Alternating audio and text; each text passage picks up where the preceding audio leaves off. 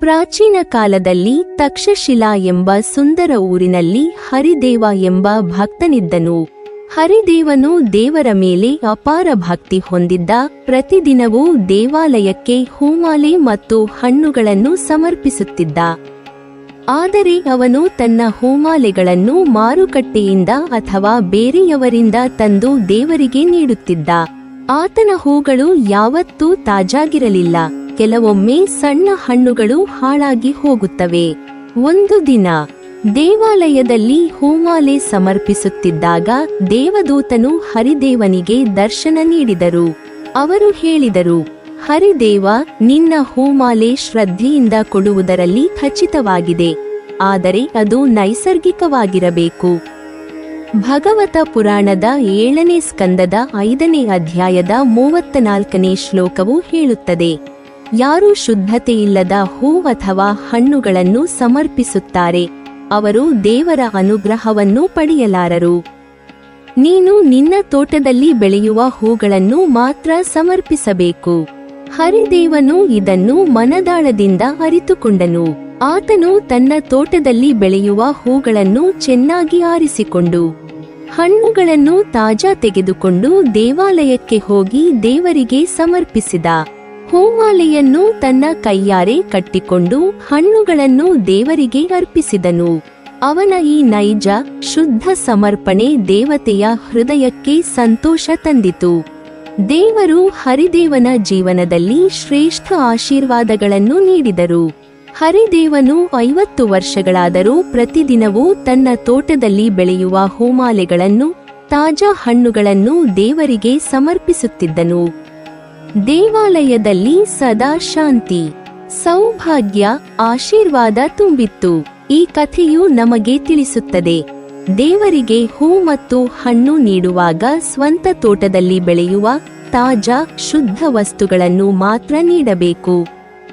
ಕೈಯಾರೆ ತಯಾರಿಸಿದ ಹೂಮಾಲೆ ಅಥವಾ ಕೃತಕ ವಸ್ತು ದೇವತೆಯ ದೃಷ್ಟಿಯಲ್ಲಿ ಅಪ್ರಿಯ.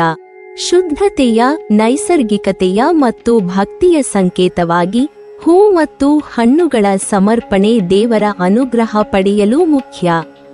ಹೀಗಾಗಿ ಹರಿದೇವನಂತೆ ನಿಜವಾದ ಶ್ರದ್ಧೆ ಮತ್ತು ಶುದ್ಧತೆಯೊಂದಿಗೆ ದೇವರಿಗೆ ಸಮರ್ಪಣೆ ಮಾಡಿದಾಗ ದೇವರ ಅನುಗ್ರಹ ಸದಾ ಸದೃಢವಾಗಿ ದೊರೆಯುತ್ತದೆ. ದೇವಾಲಯಕ್ಕೆ ಸಮರ್ಪಿಸುವ ಫಲ ಮತ್ತು ಹೂಗಳು ಮಾತ್ರ ಭಕ್ತಿಯಲ್ಲಿಯೇ ಅಲ್ಲ, ಶ್ರದ್ಧೆ, ಶುದ್ಧತೆ ಮತ್ತು ನೈಸರ್ಗಿಕತೆಯ ಸಂಕೇತವಾಗಿವೆ. ಹಿಂದಿನ ಪುರಾಣಗಳು ಮತ್ತು ಜ್ಯೋತಿಷ್ಯ ಶಾಸ್ತ್ರಗಳು ಈ ವಿಚಾರದಲ್ಲಿ ಸ್ಪಷ್ಟ ಮಾರ್ಗದರ್ಶನ ನೀಡುತ್ತವೆ. ದೇವರಿಗೆ ಸಮರ್ಪಿಸುವ ವಸ್ತುಗಳು ಶುದ್ಧವಾಗಿರಬೇಕು, ತಾಜಾ ಮತ್ತು ನೈಸರ್ಗಿಕವಾಗಿ ಬೆಳೆದದ್ದು. ಆದರೂ ಅದು ಸ್ವತಃ ಭಕ್ತಿಯುಳ್ಳ ವ್ಯಕ್ತಿಯ ತೋಟದಲ್ಲಿ ಬೆಳೆದದ್ದಾಗಿರಬೇಕು ಎಂಬುದು ಮುಖ್ಯ. ಪ್ರಾಚೀನ ಪುರಾಣಗಳಲ್ಲಿ ಹೇಳಿರುವಂತೆ ದೇವರು ಶುದ್ಧ ಮನಸ್ಸಿನಲ್ಲಿರುವ ವಸ್ತುಗಳನ್ನು ಮಾತ್ರ ಸ್ವೀಕರಿಸುತ್ತಾನೆ. ಭಾಗವತ ಪುರಾಣದಲ್ಲಿ ಉದಾಹರಣೆಯಾಗಿ ತಿಳಿಸಲಾಗಿದೆ, ಯಾವ ಹೂ ಅಥವಾ ಹಣ್ಣು ಶುದ್ಧತೆಯಿಲ್ಲದೆ ಸಮರ್ಪಿಸಿದರೆ ದೇವರು ಆ ಪ್ರಸಾದವನ್ನು ಸ್ವೀಕರಿಸುವುದಿಲ್ಲ. ಅಂದರೆ ದೇವರಿಗೆ ಕೊಡುವ ವಸ್ತುಗಳು ನೈಜ ಶುದ್ಧತೆಯನ್ನು ತೋರಿಸಬೇಕು. ಕೃತಕವಾಗಿ ತಯಾರಿಸಿದ ಹೂಮಾಲೆ ಬಾಹ್ಯ ಶುದ್ಧತೆ ಅಥವಾ ಕೈಯಾರೆ ಮಾಡಿದ ಹೂ ದೇವತೆಯ ದೃಷ್ಟಿಯಲ್ಲಿ ಅಪ್ರಿಯವಾಗಿರುತ್ತದೆ. ಜ್ಯೋತಿಷ್ಯದ ಪ್ರಕಾರವೂ ಈ ನಿಯಮಕ್ಕೆ ಬೆಂಬಲವಿದೆ.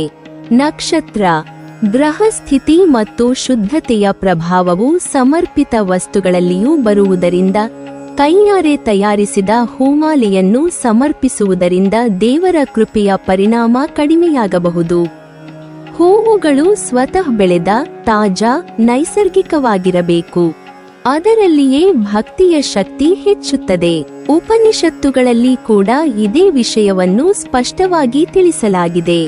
ತೈತ್ತಿರಿಯ ಉಪನಿಷತ್ತು ಹೇಳುತ್ತದೆ, ಸ್ವತಃ ಬೆಳೆಯುವ ವಸ್ತುಗಳನ್ನು ದೇವರಿಗೆ ಸಮರ್ಪಿಸಿರಿ. ಅಂದರೆ ದೇವರ ಸಮರ್ಪಣೆಯು ನೈಜತೆಯನ್ನು ಹೊತ್ತಿರಬೇಕು, ಬಾಹ್ಯ ಪ್ರಭಾವ ಅಥವಾ ಕೃತಕತೆ ಇಲ್ಲದೆ ಇರಬೇಕು. ಈ ಶುದ್ಧತೆಯ ಅಂಶವು ದೇವತೆಯ ಆಶೀರ್ವಾದಕ್ಕೆ ಮುಖ್ಯವಾದ ಅಂಶವಾಗಿದೆ. ಇದು ಕೇವಲ ವಿಧಿವಿಧಾನವಲ್ಲ, ಭಕ್ತಿಯ ಅರ್ಥವನ್ನು ಸೂಚಿಸುತ್ತದೆ. ದೇವರಿಗೆ ಸಮರ್ಪಿಸುವ ಪ್ರತಿಯೊಂದು ಹೂ, ಹಣ್ಣು ಸ್ವತಃ ಭಕ್ತಿಯ ಸಂಕೇತವಾಗಿರಬೇಕು. ಕೈಯಾರೆ ಕಟ್ಟಿ ತಯಾರಿಸಿದ ಹೂವು ಶುದ್ಧತೆಯ ಸಂಕೇತವನ್ನು ತೋರಿಸುವುದಿಲ್ಲ. ಇದು ದೇವರ ಕೃಪೆಯನ್ನು ಪ್ರಾಪ್ತಿಸಲು ಸಹಾಯ ಮಾಡದೆ ಶ್ರದ್ಧೆಯ ಮೇಲೆ ಪ್ರತಿಕೂಲ ಪರಿಣಾಮ ಬೀರುವ ಸಾಧ್ಯತೆ ಇರುತ್ತದೆ.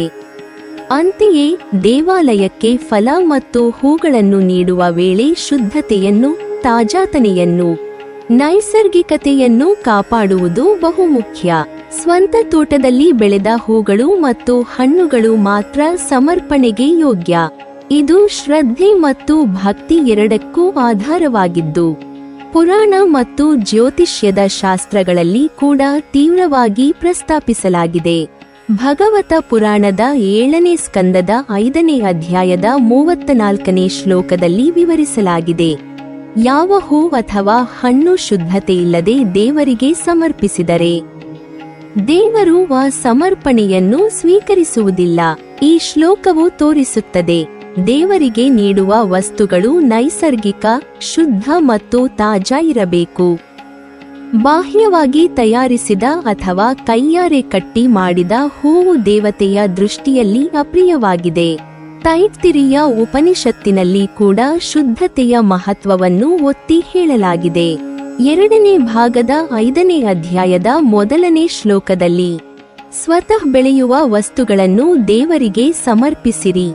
ಬಾಹ್ಯ ತತ್ವಗಳಿಂದ ತಯಾರಿಸಿದ ವಸ್ತು ದೇವರನ್ನು ಆಕರ್ಷಿಸುವುದಿಲ್ಲ ಎಂದು ಹೇಳಲಾಗಿದೆ. ಇದು ದೇವರಿಗೆ ನೀಡುವ ಹೂ ಮತ್ತು ಹಣ್ಣುಗಳು ತಾಜಾ, ಸ್ವತಃ ಬೆಳೆಯುವ, ಶುದ್ಧವಾಗಿರಬೇಕು ಎಂಬುದನ್ನು ದೃಢಪಡಿಸುತ್ತದೆ.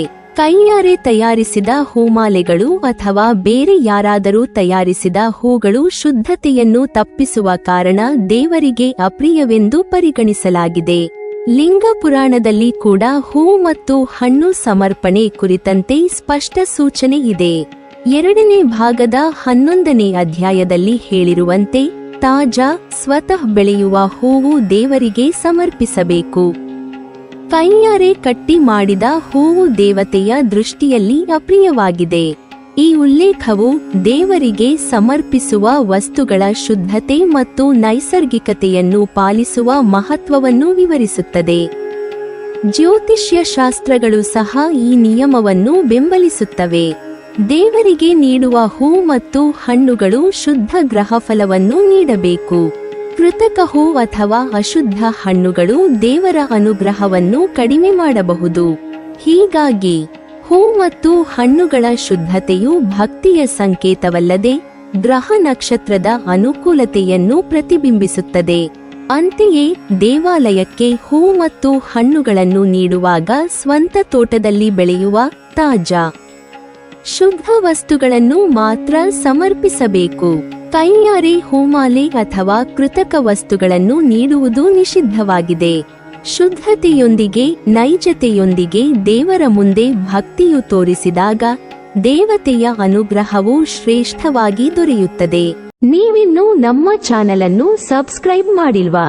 ಹಾಗಾದರೆ ಈ ಕೂಡಲೇ ನಮ್ಮ ಇಂದ್ರಜಾಲ ಚಾನೆಲ್ ಅನ್ನು ಸಬ್ಸ್ಕ್ರೈಬ್ ಮಾಡಿ ಮತ್ತು ಪಕ್ಕದಲ್ಲಿರುವ ಬೆಲ್ ಐಕಾನ್ ಅನ್ನು ಕ್ಲಿಕ್ ಮಾಡಿದರೆ ನಮ್ಮ ಹೊಸ ವಿಡಿಯೋಗಳನ್ನು ನೀವು ನೋಡಬಹುದು.